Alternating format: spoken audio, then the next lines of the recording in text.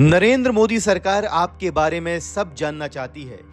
वो चाहती है कि आप अपने अस्तित्व से जुड़े सारे कागज दिखाएं। आप कहां पैदा हुए, आपकी नागरिकता क्या है, परिवार में कितने लोग हैं, आपका मोबाइल नंबर क्या है, ताकि वो CAA से लेकर NRC तक सब कुछ नाप दे। लेकिन जब बारी सरकार की आती है तो वो कुछ बताना नहीं चाहती। इसलिए अब कांग्रेस कह रही है NDA का मतलब नेशनल डेमोक्रेटिक अलायंस नहीं, बल्कि NDA का मतलब नो डाटा अवेलेबल है। NDA की नई परिभाषा कांग्रेस ने गढ़ी है, जिसका दावा है कि मोदी के नेतृत्व वाला गठबंधन का नाम NDA यानी नो डाटा अवेलेबल होना चाहिए, क्योंकि ये सरकार कोई भी डेटा बताने में विश्वास नहीं रखती। कांग्रेस ने PM मोदी के डेटा छुपाने के इस खेल पर एक श्वेत पत्र जारी किया है।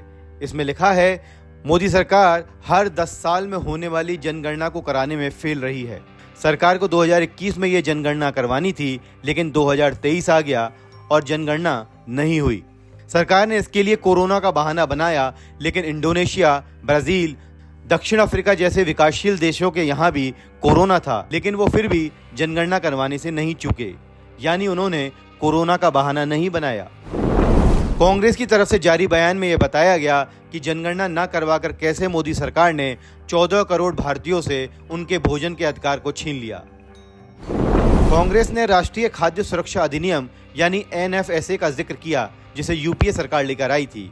NFSA, जिसे नेशनल फूड सिक्योरिटी एक्ट भी कहते हैं, उसके मुताबिक 67% भारतीय भोजन के हकदार हैं। इनमें 75% ग्रामीण आबादी और 50% शहरी आबादी को सस्ते दाम पर राशन दिया जाता है। क्योंकि मोदी सरकार ने 2021 में जनगणना नहीं करवाई, तो कोरोना से अब तक सरकार 2011 की जनगणना के आधार पर 81 करोड़ लोगों को फूड सिक्योरिटी एक्ट के तहत मुफ्त राशन दे रही है। लेकिन कांग्रेस का दावा है, अगर जनगणना हुई होती तो जनसंख्या का डेटा अपडेट होता और NFSA के तहत 81 करोड़ की जगह 95 करोड़ लोगों को मुफ्त या सस्ता राशन उपलब्ध करवाया जाता। इसी वजह से 14 करोड़ लोग मुफ्त या सस्ते राशन से वंचित रह गए, क्योंकि मोदी सरकार जनगणना में आनाकानी करने लगी। कांग्रेस ने आरोप लगाया कि जुलाई 2022 में सुप्रीम कोर्ट ने भी जनसंख्या अनुमान का इस्तेमाल करते हुए स्थिति सुधारने को कहा था, लेकिन सरकार ने सुप्रीम कोर्ट की भी नहीं सुनी। कांग्रेस ने यह भी आरोप लगाया कि मोदी सरकार खुद तो जनगणना नहीं करवा रही है, लेकिन साथ में बिहार में हो रही जाति गणना की राह में रोड़ा बन रही है। डेटा दबाने और छुपाने में मोदी सरकार महारथी है। कांग्रेस ने मोदी सरकार द्वारा डेटा से खेला की एक लंबी सूची जारी की है। जैसे नेशनल सैंपल सर्वे जो 2017-18 में हुआ था, उसके आंकड़े 2019 चुनाव तक जारी नहीं किए गए, ताकि बेरोजगारी पर सरकार की पोल न खुल जाए। वजह 45 साल में सबसे ज्यादा बेरोजगारी का होना। इसी साल 2017-18 में कंज्यूमर एक्सपेंडिचर डेटा भी जारी नहीं किया गया। वजह क्योंकि उसमें बताया गया कि लोगों की खर्च क्षमता 40 साल में पहली बार गिरी है। इसी तरह 2011 में सोशियो इकोनॉमिक कास्ट सेंसस का डेटा जमा किया था, लेकिन कई साल तक इसे भी दबाया गया। 2022 में उपभोक्ता व्यय सर्वेक्षण यानी कंज्यूमर एक्सपेंडिचर सर्वे CES होना है। इसे जुलाई तक पूरा हो जाना था। इसके भी 2024 के चुनाव तक टालने की आशंका है।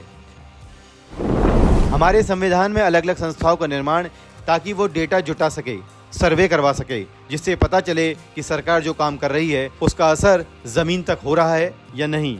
ये डेटा तो सरकार की मदद के लिए होता है, इसमें सरकार की जवाबदेही तय होती है, लेकिन डंका पीटने वाले PM मोदी का पारदर्शिता और जवाबदेही से दूर दूर तक नाता नहीं है। शायद PM मोदी ने पिछले 9 साल में एक भी प्रेस कॉन्फ्रेंस नहीं की, इसी डर से कि कहीं कोई पत्रकार कोई सर्वे रिपोर्ट निकालकर कोई तगड़ा सवाल न पूछ ले। एक वक्त था जब BJP को यह कहकर चढ़ाया जाता था कि मंदिर वहीं बनाएंगे, तारीख नहीं बताएंगे। अब विपक्ष ये कहकर चढ़ा रहा है कि सरकार तो बचाएंगे, लेकिन डेटा नहीं बताएंगे। यानी फंडा क्लियर है, पर्दे में रहने दो, पर्दा ना उठाओ। अगर डेटा का पर्दा उठ गया तो सरकार की पोल खुल जाएगी।